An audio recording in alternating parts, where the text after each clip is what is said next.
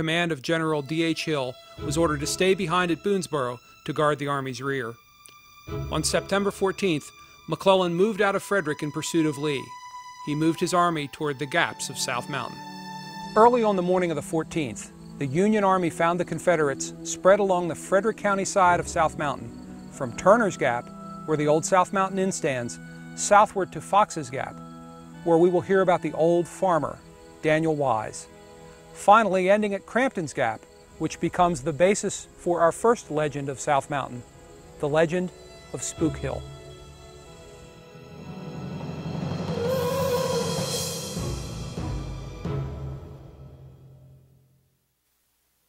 The battle at Crampton's Gap was meant to be the main focus of McClellan's advance on the 14th of September. He had given very positive and very precise orders to General Franklin, commanding the 6th Union Army Corps, to advance from his position in Jefferson, or beyond Jefferson, to take possession of Crampton's Gap, and once through the gap, to vigorously go through Pleasant Valley and rescue that Harper's Ferry garrison of 12,000 or more Federal soldiers. This was to be the end run. And almost from the beginning, Franklin does not move near as vigorously as McClellan had encouraged or anticipated him to do. When the Federal 6th Corps arrived in Burkittsville, they got there about noon and were met by artillery fire on the top of the mountain. They dropped back, ate lunch, and took about 4 hours to develop an actual scheme of attack. When the attack came, it came again around about 4:30 in the afternoon. As the Union 6th Corps approached Burkittsville, the Confederate guns will begin to fire at long range, seeing this approach coming and realizing that they can slow down and attack. And Franklin will order up some of his artillery to deploy and fire back, and so there is a substantial artillery barrage that is going to accompany this infantry assault. The initial artillery position early in the morning was further down around the turn. This was part of Chew's battery, and then the Portsmouth Light Artillery also joined them there on that particular area. As the fighting started and it looked like the Confederate line was going to be overwhelmed, Chew and the other guns pulled out of the area. Again, it wasn't until Cobb arrived with his regiment that the Troop Light Artillery, who was attached to them, came into the gap itself. And basically, they had one gun pointing down each road as the Federals popped up over the hill. And they were only able to get off about 5 rounds, but even at that, they did so very well. And that fact wasn't missed by one of the Federal officers who commended them for their bravery.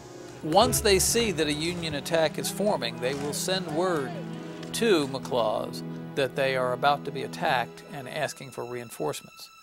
McLaws will respond by sending a brigade of Georgians, commanded by a general by the name of Cobb, to Crampton's Gap to reinforce the pitifully small defenders, the Virginia regiments under Parham and Munford's 2 regiments of Confederate cavalry. But Cobb's Georgians will arrive practically simultaneously with the Union assault. Federal 6th Corps, of course, at that time had about 12,000 men in it.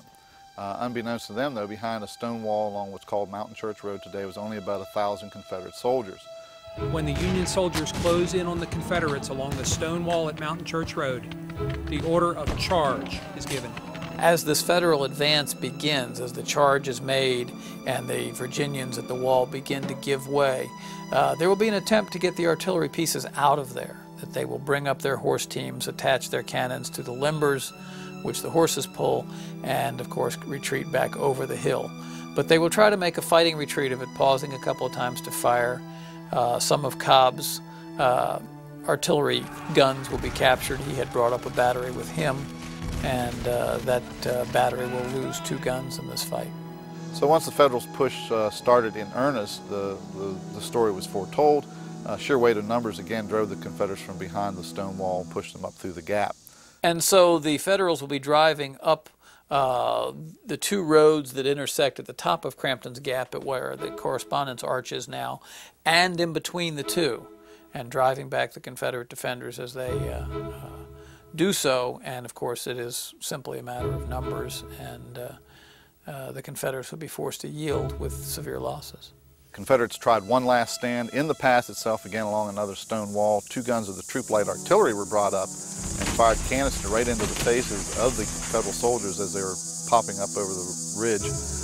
This staggered the Federals for a moment, but again, sheer weight of numbers told the tale, and they were quickly